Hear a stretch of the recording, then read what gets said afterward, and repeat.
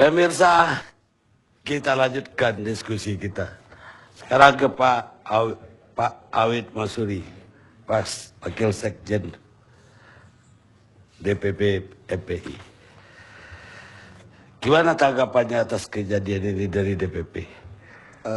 Terima kasih Bang Karni. Yang pertama, tentu kami dari Dewan Pimpinan Pusat Front Pembela Islam mengucapkan beribu-ribu maaf dan bela sungkawa sedalam-dalamnya kepada korban, keluarga korban, apalagi di sini ada suami daripada almarhumah. Semoga kita doakan beliau wafat dalam keadaan husnul khotimah.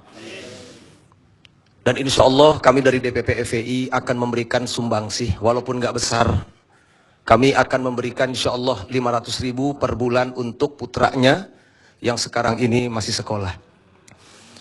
Lalu menanggapi hal kejadian yang ada saat ini, jadi kami Front Pembela Islam dan mengajak kepada seluruh komponen masyarakat tetap untuk menegakkan yang hak, yaitu menegakkan amar ma'ruf dan nahi munkar. Jadi saya ironis sekali tadi yang disampaikan oleh Bapak Beni ya barusan tadi ya, menyatakan bahwa di sana ada pengerusakan yang dilakukan oleh anggota FPI, sedangkan kami memonitor terus dari Jakarta, dari pusat. Satu pun tidak ada perusakan di sana. Kalau memang tadi dikatakan tukang bakso dirusak, apalagi ada perusakan pom bensin, saya minta saat ini juga bukti ditunjukkan. Kalau sampai tidak bisa menunjukkan, kami akan tuntut balik Pak Beni. Karena ini pencemaran nama baik bagi Front Pembela Islam. Lalu berikutnya, tadi dikatakan bahwa di Kendal itu katanya nggak ada preman. Kata siapa? Di sana ada geng Ronggolawe kok. Pemimpinnya itu preman Kristen di sana. Yang memprovokasi daripada warga untuk menghantam FPI yang tidak melakukan anarkis. Dari hari Rabu sampai hari Kamis itu tidak ada tindakan anarkis yang dilakukan oleh FPI. Tapi kata Ibu Kapolres tadi ada. Kalau ada tangkap dan buktikan. Ini kan nggak ada bukti. Tadi foto yang ditunjukkan, atau tadi ada gambar yang ditunjukkan ketika mobil itu menabrak. Ya, itu tadi sama kita saksikan. Itu ada kerumunan massa lari. Itu sedang mengejar.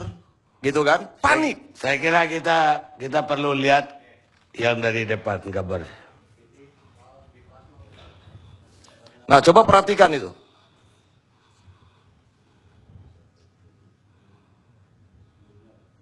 Itu santai, jalan.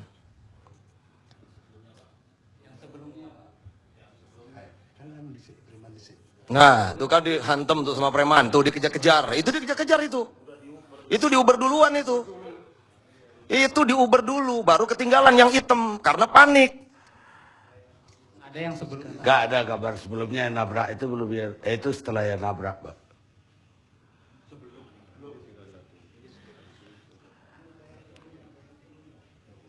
Jadi Pak Karni, Bang Karni, berita yang kami dapat langsung waktu di sana di Kendal itu, ya di pusat kan kita memonitoring gitu kan, bahwa tadi kenapa sampai menabrak? Karena dikejar, mereka panik, bahkan dipecahi kaca sebelah kanan, supirnya kaget, panik gitu kan, siapapun yang namanya panik, ya.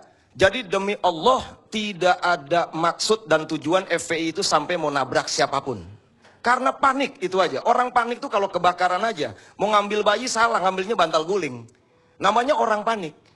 Nah lalu dengan kejadian ini tentu kami dari pusat menghormati apa yang telah dilakukan oleh pihak kepolisian. Dengan ini yang salah tetap salah, begitu kan? Kami mengakui misalkan ada anggota kami misalkan yang kedapatan sajam. Ya kami mempersilahkan untuk segera diproses, tidak ada masalah. Termasuk kalau betul ada yang merusak kan? Ya kalau ada yang merusak silakan. Kami mematuhi hukum. Dan dari pertama FPI didirikan, tidak ada satupun kami yang lari dari proses hukum, termasuk Ketua Umum FPI, Habib Rizik sudah 3 kali masuk penjara.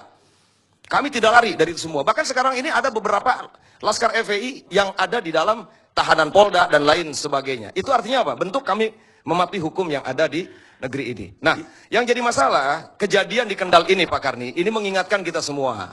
Ya, bahwa di Indonesia ini kemunkaran, kemaksiatan, pelacuran, perjudian ini merajalela. Luar biasa. Ya, oleh karena itu kami Front Pembela Islam tetap akan menegakkan amar ma'ruf dan nahi munkar. Apa FPI menurut Anda berhak untuk merazia? Ya begini, kalau untuk merazia kami tahu itu adalah wewenang daripada pihak kepolisian. Kami sebagai warga hanya melakukan monitoring. Nah, ketika monitoring itu pun aturan di dalam Front Pembela Islam itu wajib berkoordinasi dengan pihak aparat. Tapi monitoring membawa pentungan, membawa tongkat, bawa Ya itulah kami kan sedang menyelidiki. Dari DPP ini sedang mengirim badan investigasi ke sana. Sejauh mana sih gitu kan? Apakah betul yang dituduhkan bahwa monitoring yang di hari Rabu itu ada teman-teman yang membawa pentungan dan lain sebagainya. Itu kami belum dapatkan secara kejelasan. Nah oleh karena itu yang terpenting adalah Pak Karni bahwa kemaksiatan dan kemungkaran di Indonesia ini tolong gitu kan bersama-sama kita. Apakah pihak kepolisiannya, pihak TNI-nya, semua ormas yang ada ini wajib kita berantas bersama-sama. Sebab menyedihkan Pak Karni, bicara tempat kemaksiatan, gak usah jauh-jauh, di Jakarta. Gak jauh dari kantor presiden, hanya jarak 500 meter, itu tempat pelacuran merajalela di situ. Ini kan sedih kita. Apalagi ini bulan suci, bulan Ramadan. Itu di Bali, warga Hindu, ketika merayakan Nyepi, bukan main. Tempat maksiat ditutup oleh para pecalang-pecalang. Saya setuju, tapi cara kekerasan apa layak, itu yang saya maksud. Nah, saya mau tanya, apakah ada tindakan kekerasan yang dilakukan oleh FPI di Kendal? Ini bicara Kendal kan? Apakah ada? Enggak, gitu kan? Anda kan dari DPP. Nah, di berbagai tempat di Indonesia, pertanyaan saya. Ya, jadi begini, kalau misalkan di tempat lain atau perkara yang sudah, ketika ada tindakan kekerasan, kan kami mengikuti proses hukum yang ada, gitu kan, ditangkap, dipenjara dan lain sebagainya. Saya mau tunjukkan yang terjadi di Makassar. Di sini ada 2 misteri gas. Ya ini yang tadi. Coba diputar. Ini di Kendal.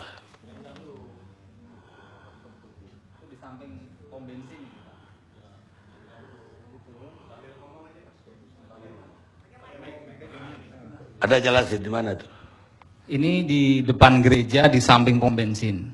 Nah, pemimpinnya ini yang pakai harta putih turun, bawa pentungan, kemudian mukulin orang, tuh pada lari mukulin, merusak barang itu.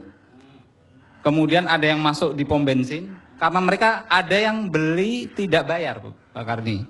Kemudian diteriakin nggak bayar, ngamuk.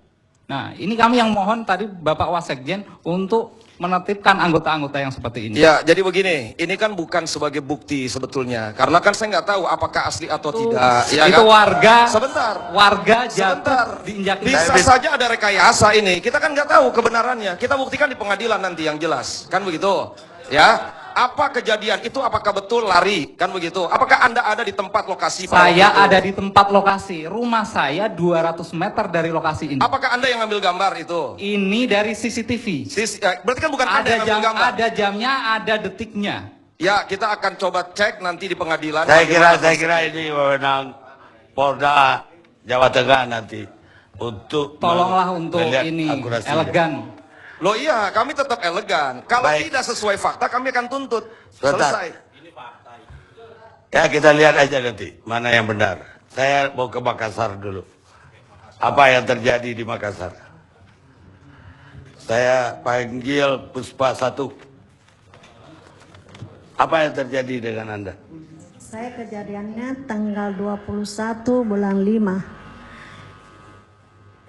Barang saya, FPI masuk di toko saya.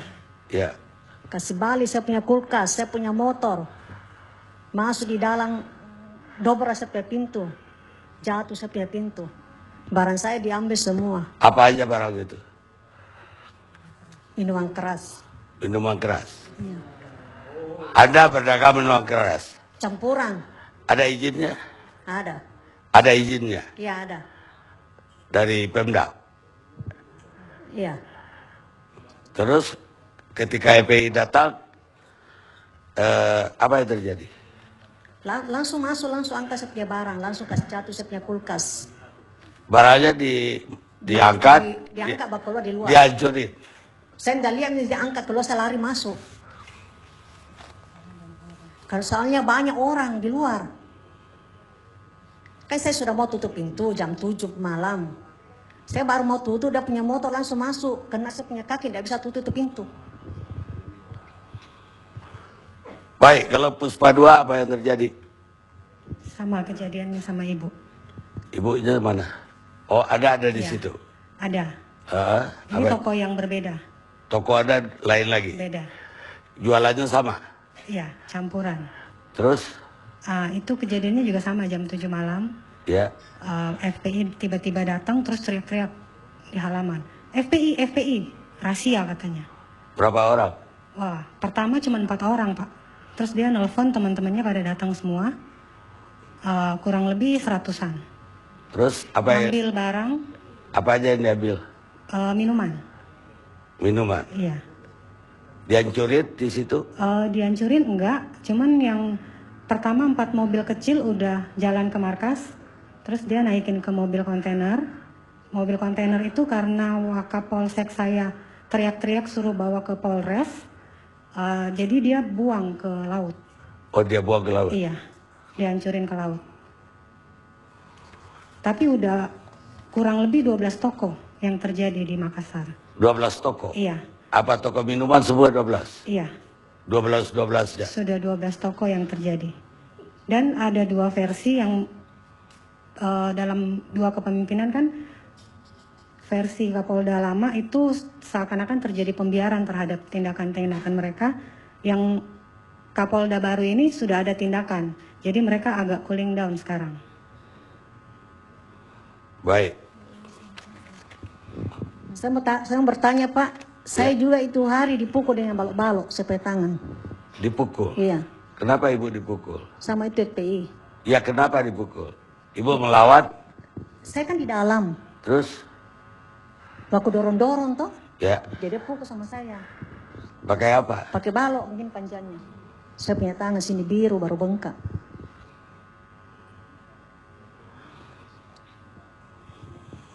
Baik Bu. Pak Awid gimana komennya? Ya, pokoknya kalau kami dari FPI seperti tadi yang dilaporkan oleh Makassar, karena kan saya nggak ngeliat nih, beliau cuma cerita, gitu kan? Kalau tadi dari Kendal kan ada terlihat ya, kan baru cerita nih, saya kan belum lihat. Jadi kembalikan saja nanti, yaitu di Makassar sana, tentunya di kepolisian sana, kalau memang ada pelanggaran tadi pengerusakan apa semua dan sebagainya, melanggar itu sebagainya, itu nanti biar proses hukum. Tapi perlu dicatat, Bang Karni, Ya. gitu kan? Ini di Makassar peredaran miras ini luar biasa, ya. Dan alhamdulillah kami FPI berjuang melalui undang-undang di MA, itu Kepres nomor 3 tahun 97, itu udah dicabut, tentang peredaran miras.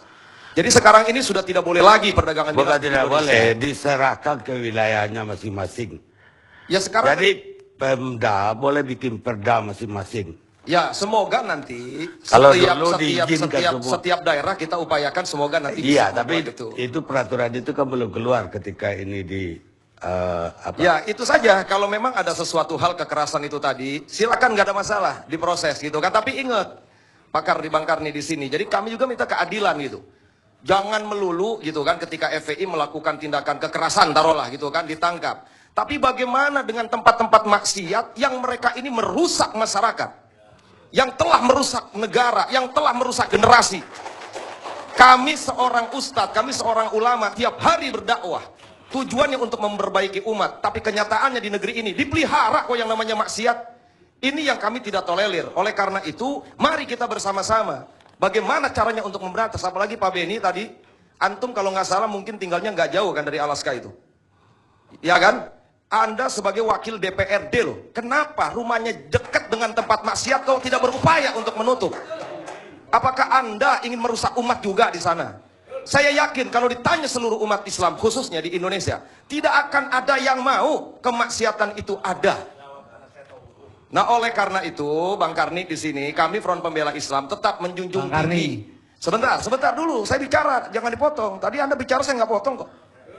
Ya, Anda harus tahu itu sopan santun dong. Silakan Ya? Anda terus. Nah, oleh karena itu, saya minta kepada Bang Karni nih khususnya ya, di sini semua, tidak ada niatan apa-apa yang FPI lakukan. Apapun yang mau dinamakan. Contoh di Jakarta, kami begitu dapat perda pariwisata di Jakarta. Alhamdulillah. Selama 3 tahun terakhir, kami tidak ada itu keributan di Jakarta. Kenapa? Karena sudah ada perda pariwisata, diatur yang buka yang mana, kan begitu. Sekali buka jam sekian, sekian, sekian. Itu luar biasa, begitu kan? Jadi maksudnya yang diizinkan Anda tidak akan gugat. Pokoknya kalau yang sifatnya izin tadi, itu kita kembalikan kepada pemerintah, ya kan? Kalau dia melanggar. Nah ini yang nggak ada izin, kan begitu? Yang kita tentunya kalau itu pun kedapatan pelaku dan lain sebagainya. Nah oleh karenanya melalui daripada pertemuan hari ini, ayolah kita nih sama-sama sebetulnya ingin gitu kan menertibkan negeri ini dari seluruh kemunkaran dan kemaksiatan yang ada yang bisa merusak generasi. Ada apa?